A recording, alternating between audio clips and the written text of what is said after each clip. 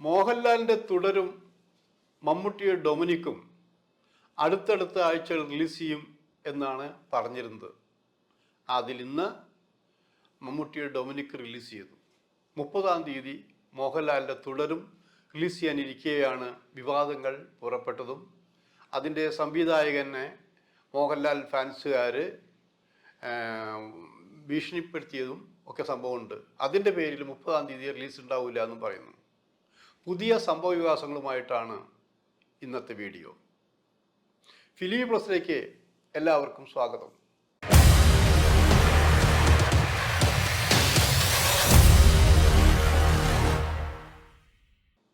മുൻപൊക്കെ മമ്മൂട്ടി, മോഹൻലാൽ അവരുടെ സിനിമകൾ ആഴ്ചയിൽ 2-3 വീതം റിലീസ് ചെയ്തിരുന്നു. എന്നാൽ കുറേ കാലമായിട്ട് വ്യവസായത്തിൻ്റെ തകർച്ച കാരണം അങ്ങനെയൊന്നും വരുന്നില്ല. ഒരു മത്സരബുദ്ധി ആർട്ടിസ്റ്റുകൾ തമ്മിലിപ്പോൾ ഇല്ല എന്നാലോചിക്കണം. എന്നാൽ കുറച്ച് കാലത്തിന് ശേഷമാണ് അടുത്തടുത്ത ആഴ്ചകളിലായിട്ട് മമ്മൂട്ടിയുടെയും മോഹൻലാലിൻ്റെയും സിനിമകൾ അനൗൺസ് ചെയ്തത്. അത് 23-ന് ഡൊമിനിക്ക് ഇന്ന് റിലീസ് ചെയ്തു. അടുത്ത 30-ാം തീയതി മോഹൻലാലിൻ്റെ തുടരും. തരുൺ മൂർത്തിയാണ് അതിൻ്റെ സംവിധായകൻ. തരുൺ മൂർത്തി മോശം സംവിധായകനൊന്നുമല്ല, കഴിവുള്ള ഒരാൾ തന്നെയാണ്. അപ്പം മോഹൻലാലും ശോഭനയും കുറേ കാലത്തിന് ശേഷമുള്ളൊരു കോമ്പിനേഷനാണത്. രഞ്ജിത്താണ് അതിൻ്റെ നിർമ്മാതാവ്. രഞ്ജിത്തിൻ്റെ മുമ്പ് ധാരാളം ഹിറ്റ് സിനിമ ചെയ്തിട്ടുണ്ട്, ധാരാളം പരമ്പരകൾ ചെയ്തിട്ടുണ്ട്. അങ്ങനെ വലിയ കുഴപ്പമില്ലാത്ത ഒരാളാണ് രഞ്ജിത്ത് നിർമ്മാതാവ് എന്നാലോചിക്കണം. പക്ഷെ ഇപ്പോൾ ആ സിനിമയെക്കുറിച്ച് പല തരത്തിലുള്ള വർത്തമാനങ്ങൾ, നല്ല രീതിയിലും മോശമായ രീതിയിലും നെഗറ്റീവായാലും പോസിറ്റീവായുമാണ് പറഞ്ഞു കേൾക്കുന്നത്. 30-ാം തീയതി എന്തായാലും ആ സിനിമ തിയേറ്റർ റിലീസ് ചെയ്യുന്നില്ല എന്ന് തീരുമാനിച്ചു കഴിഞ്ഞിരിക്കുന്നു. എന്തുകൊണ്ട് എന്നൊരു ചോദ്യം സംവിധായകൻ നേരെ ചൂണ്ടായിരുന്നു. സംവിധായകൻ എൻ്റെ സത്യാവസ്ഥ പറഞ്ഞു.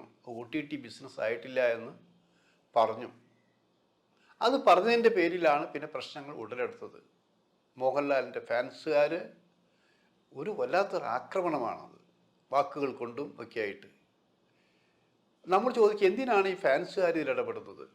ഇതിലൊരു നിർമ്മാതാവുണ്ട്, ഇത് സംവിധായകനുണ്ട്, നടനുണ്ട്, മറ്റെല്ലാ ടീമുകളുണ്ട്. അനാവശ്യമായി ഒരു ഫാൻസിനെയും സിനിമയിലേക്ക് കടക്കാൻ അനുവദിക്കരുതെന്ന് ആലോചിക്കണം. അവർക്ക് ആ ഫാൻസിനോട്, ആ ലാലിനോട് സ്നേഹമുണ്ടെങ്കിൽ ലാലിൻ്റെ നല്ല സിനിമകൾ, പ്രേക്ഷകർ അധികം കാണാത്ത സിനിമകൾ കണ്ട് പ്രോത്സാഹിപ്പിക്കുക വേണ്ടത്. അപ്പോൾ ഇതിൽ സംവിധായകനെ കുറ്റം പറഞ്ഞ എൻ്റെ പേരിൽ മാത്രമാണോ റിലീസ് ചെയ്യാത്തത്? അല്ല. കാരണം ഇപ്പോൾ നമ്മളൊരു കാര്യം ആലോചിക്കേണ്ടത്, ഈ കോവിഡ് സമയത്ത് എല്ലാം സ്ട്രക്കായി ഇവിടെ. അന്ന് ലൊടുക്ക് സംവിധായകരും നിർമ്മാതാക്കളൊക്കെ ഒരു മുറിയിൽ ഷൂട്ട് ചെയ്തുകൊണ്ട് OTTയിലേക്ക് സിനിമ വിറ്റിരുന്നു. എങ്ങനെ? ഭയങ്കര ലാഭത്തിനാണ് അവർക്ക് സാധനമൊക്കെ. ചെറിയ പ്രതിഫലത്തിനെടുത്ത് വൻ തുകയ്ക്ക് വിറ്റ് അങ്ങനെ കാശുകാരായ കുറേ പേരുണ്ട്. അന്ന് OTTക്കാർക്ക് അത് കൊടുത്തേ പറ്റുള്ളൂ. പക്ഷെ അത് മിസ്യൂസ് ചെയ്ത് പലരും ആലോചിക്കണം. ക്വാളിറ്റി ഇല്ലായ്മ വന്നു. അതുമാത്രമല്ല, ആ സിനിമയിൽ അഭിനയിക്കാൻ വരുന്ന നടീനടന്മാർ OTTയുടെ കച്ചവട സാധ്യത കൂടി കണക്കിലെടുത്തുകൊണ്ട് പ്രതിഫലം വർദ്ധിപ്പിക്കുകയും ചെയ്തു. അപ്പോൾ സാധാരണ ഒരു നിർമ്മാതാവിന് ഒരു സാധാരണ സിനിമ എടുക്കുമ്പോൾ കൊടുക്കാവുന്ന പ്രതിഫലം കൊടുത്താൽ മാത്രം പോരാ എന്ന നിലപാട് വന്നു. അങ്ങനെയാണ് ഇപ്പോൾ വന്നുകൊണ്ടിരുന്നത്. പിന്നെ മോഹൻലാലിനെ സംബന്ധിച്ച്, മോഹൻലാലിൻ്റെ സിനിമകളെല്ലാം ഏഷ്യാനെറ്റ് മുഖാന്തരമാണ് കൊണ്ടുവന്നിരുന്നത്. അതിൻ്റെ എല്ലാമായ മാധവൻ ആയിരുന്നു. ഇപ്പം മാധവൻ അവിടെ ഇല്ല. മറ്റൊന്ന്, മോഹൻലാൽ പല രീതിയിൽ ഇങ്ങനെ മാറിക്കൊണ്ടിരിക്കുകയാണ് തൻ്റെ തൊഴിൽപരമായിട്ട്. അപ്പം അതുകൊണ്ട് ഇത് വൈകുന്നു എന്നുള്ളതാണ്.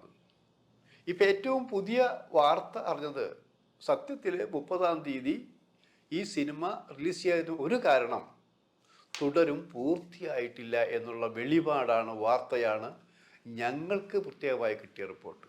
അതിൻ്റെ ഷൂട്ടിംഗ് ഇനിയും ബാക്കിയുണ്ട്, അതിൻ്റെ വർക്ക് ഇനിയും ബാക്കിയുണ്ട്. വർക്ക് പൂർത്തിയാകാത്തൊരു സിനിമ എങ്ങനെ റിലീസ് ചെയ്യും എന്നൊരു ചോദ്യം വരുന്നു. അപ്പോൾ പിന്നെ എന്നായിരിക്കും ഇത് റിലീസ് ചെയ്യുക? ഈ സിനിമ പൂർത്തീകരിച്ച് റിലീസ് ചെയ്യണമെങ്കിൽ എമ്പുരാൻ വരുന്നുണ്ട് ഇവിടെ. പൃഥ്വിരാജ് സിനിമ ഒരു ഡേറ്റ് അനൗൺസ് ചെയ്താൽ കൃത്യമായിട്ട് ആ ഡേറ്റിൽ തന്നെ സിനിമ തിയേറ്ററിൽ എത്തിക്കാറുണ്ട് എന്ന് ആലോചിക്കണം. അത് എത്ര വൈകുമെന്ന് പറഞ്ഞാലും. അപ്പം മോഹൻലാലിൻ്റെ ഒരു വൻ ഹിറ്റ് പ്രതീക്ഷിക്കാവുന്ന സിനിമയാണ് ഇനി എമ്പുരാൻ. അപ്പം ആ എമ്പുരാൻ്റെ റിലീസിന് ശേഷം മാത്രമേ തുടരൂ വരികയുള്ളൂ. അപ്പം എമ്പുരാൻ എന്നായിരിക്കും. ഇപ്പോഴത്തെ ഡേറ്റിൻ്റെ കണക്കനുസരിച്ച് എമ്പുരാൻ മാർച്ച് മാസത്തിലാണ് വരേണ്ടത്. അതിൻ്റെ കുറേ വർക്കുകൾ ഇനി പൂർത്തിയാവാനുണ്ട്. അപ്പം അങ്ങനെയൊക്കെ കൂടി എത്ര വർക്ക് സ്പീഡപ്പ് ചെയ്താലും ഒരു വിഷു സിനിമയായി വരാനാണ് സാധ്യത. അപ്പം അതിന് ശേഷമായിരിക്കും തുടരു പൂർത്തീകരിച്ച് തിയേറ്ററിലെത്താൻ സാധ്യത കാണുന്നത്. അപ്പോൾ ഒരു ചോദ്യമുണ്ട്, സംവിധായകനെ മാനസികമായി പീഡിപ്പിച്ച് നിർത്തിയിരിക്കുമ്പോൾ, അയാൾ ഇതുമാതിരി ആക്രമണം നടത്തുമ്പോൾ തുടർന്നുള്ള വർക്കുകൾക്ക് ഡിലേ വരില്ലേ? സിനിമയ്ക്കുള്ളിൽ നടക്കുന്ന ചില കാര്യങ്ങൾ പുറത്ത് പറയണമെന്നില്ല, അങ്ങനെ വരാൻ സാധ്യതയുണ്ട്. അതുമാത്രമല്ല, മുമ്പ് വളരെ ഈസിയായി തോന്നിയ രീതിയിൽ പറയുന്ന വിലയ്ക്ക് സിനിമകൾ ഓട്ടിട്ടെടുക്കാറുണ്ട്. ഇപ്പം അവരത് നിർത്തി. എത്ര കൊലകൊമ്പനായാലും മമ്മൂട്ടിയായാലും മോഹൻലാലായാലും അവരുടെയൊക്കെ സിനിമകളൊന്നും പെട്ടെന്നൊന്നും എടുക്കണമെന്നില്ല. ഇപ്പോൾ തന്നെ തുടരും OTT എടുത്തിട്ടില്ല, മമ്മൂട്ടിയുടെ ഒരു പടം OTT എടുത്തിട്ടില്ല. പടങ്ങൾ മോശമായിട്ടല്ല പറയുന്നത്, കാരണം അവരുടേതായിട്ടുള്ള നിലപാടുകൾ ഉണ്ട് എന്ന് ആലോചിക്കണം. ഇപ്പോൾ ഇവിടെ പ്രതിസ്ഥാനത്ത് നിൽക്കുന്ന മറ്റൊരാൾ നിർമ്മാതാവ് കൂടിയാണ്. OTT വിൽക്കാത്തത് കൊണ്ടാണ് നിർമ്മാതാവ് ഈ സിനിമ തിയേറ്ററിൽ റിലീസ് ചെയ്യാത്തതെന്ന് പറയുന്നു. അതിന് നിർമ്മാതാവിന് ന്യായീകരണമുണ്ട്. കാരണം മുൻപ് തിയേറ്ററിൽ ഓടുന്നത് മാത്രം ഓടിക്കൊണ്ടിരിക്കുമ്പോൾ OTT കൂടാതുള്ള പ്രതിഫലമാണ് കൊടുത്തിരുന്നത്. ഇപ്പോൾ OTT അടക്കം പ്രതിഫലം ചോദിക്കുമ്പോൾ OTT ആ സിനിമ എടുത്തില്ലെങ്കിൽ പ്രൊഡ്യൂസർക്ക് നഷ്ടമേ വരൂ.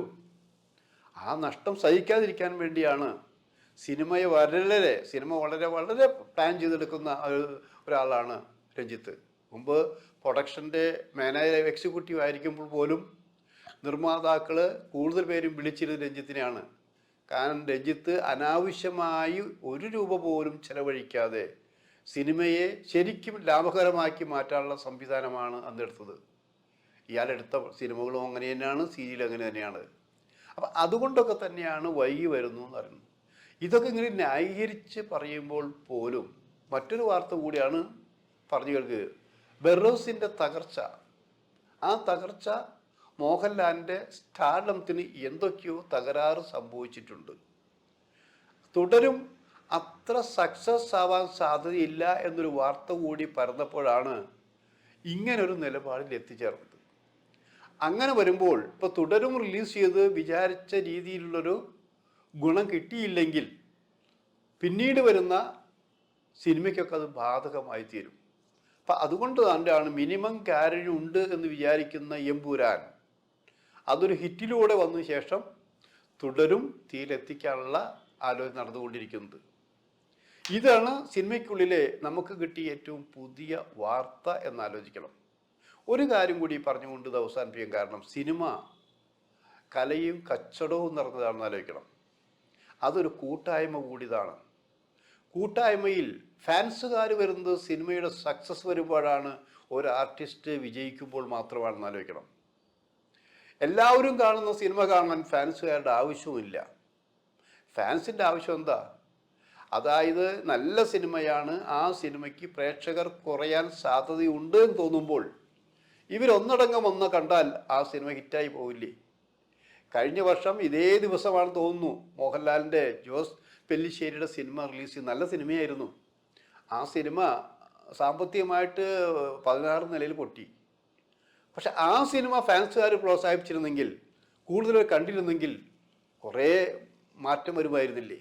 അപ്പോൾ ഫാൻസുകാർ ചെയ്യേണ്ടത് ഇത്തരം നല്ല സിനിമകളെ രക്ഷപ്പെടുത്താനുള്ള ശ്രമമാണ് വേണ്ടത്.